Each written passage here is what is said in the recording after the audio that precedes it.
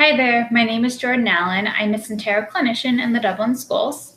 Today, I'm going to be offering you some tips and tricks on recognizing and combating burnout and compassion fatigue.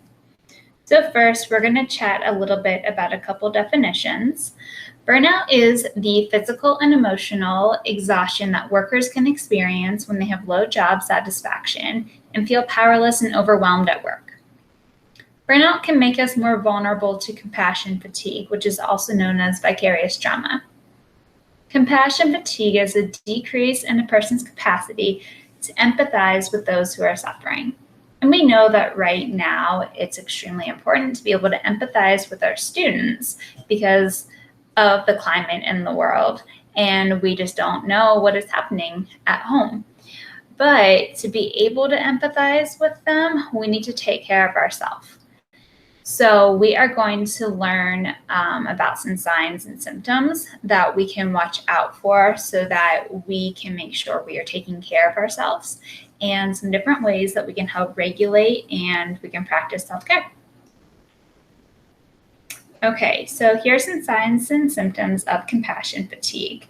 As the year goes on, I would encourage you to be reflecting pretty regularly, checking in with yourself about these behavioral and any emotional changes that you're observing within yourself. The same goes for any of your colleagues or your friends. If you see those, then maybe chat about some ways that they can help themselves, whether those are things that they can do themselves, or you can help them with, or seeking out professional help.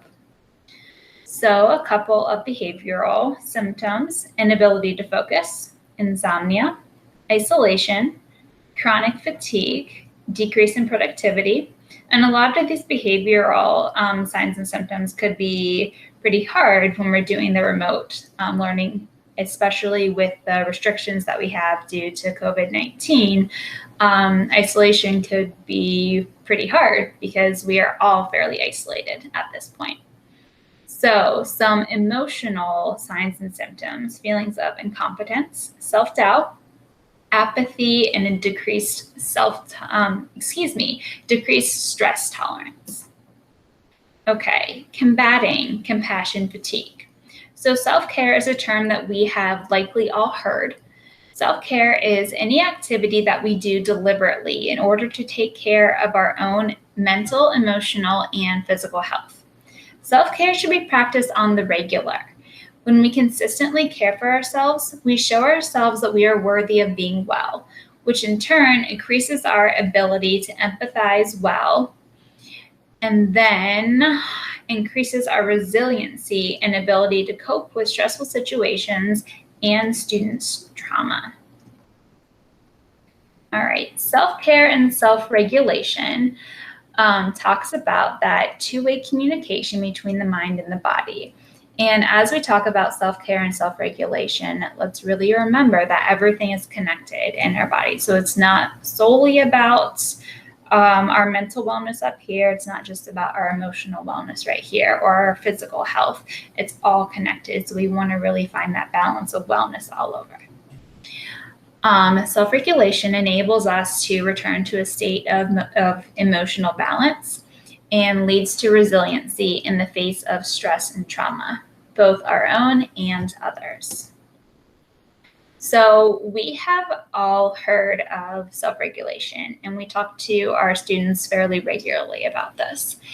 When they are getting dysregulated in the classroom, and maybe it's impeding their ability to learn, they're just getting very agitated. We talk to them about maybe it's taking a break, going for a walk, getting a drink, going to the calming corner, things such as that.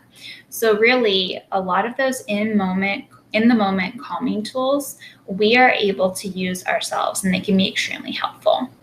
So taking those several deep breaths, stepping outside the classroom if possible, or maybe it looks different at home. Maybe you're able to step out and take a bit of a walk outside, which could be even better, getting that fresh air and the sunshine. Maybe it's even just letting the dog out back, walking around out there, taking a few minutes sitting out there in the sun. Taking a drink of water, eating a healthy snack, really remembering that the role of hydration and nutrition and self-regulation and self-care is key. Really just that connection between the physical well-being, mental well-being, emotional well-being. When it comes to co-regulation with your students, really consider how being upfront with your need to regulate yourself affects your students. Not only does that help build rapport with your students, but it also shows empathy and understanding of students' needs. At the same time, you will be modeling self and co-regulation. So when you co-regulate with your students, it also allows you to take that movement break with them, practice the deep breathing, and listen to calming music. Whatever tools that you are allowing in your classroom, whether it be virtual or whether it be in person, then you would be able to take part in those as well. Just another one to keep in mind, checking in with a colleague, really having those trusted colleagues who you can rely on, whether that be through text, a phone call, or if you are at school, those in-person drop-bys. Okay, so at the end of the workday, create a schedule from the beginning of the day to the end of the day. Self-care looks different for everybody. It's very individualized. So some people may schedule in time to exercise, and that might be their form of self-care. Other people might be cooking dinner, setting time to read, take their dog for a walk. Other people might develop a transition ritual, such as mindfully changing out of work clothes when they return home. As we are working from home or we're doing that remote learning, that also could look different. We could really be mindful about where we do that work or where we do that teaching in our house. Instead of working all over our home, we could be really mindful about only picking one spot to work from, so that once we leave that spot, we're leaving work behind. Other people schedule in a 10-minute quiet period to really shift gears, to shift out of work mode into at-home mode, or whatever mode they are transitioning into. Okay, so we have talked a bit about transitions, and we've talked a bit about in the moment calming tools, and now we're going to talk about ongoing self-care and self-compassion fatigue prevention, both of which are a journey and they're ongoing. So know what is yours to do. And by that, let's think about our instincts as people in the helping profession.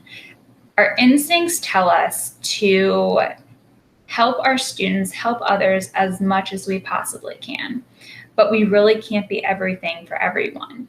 So set an intention each day that helps us keep that in mind. For example, today I will do my best to create a safe space for students.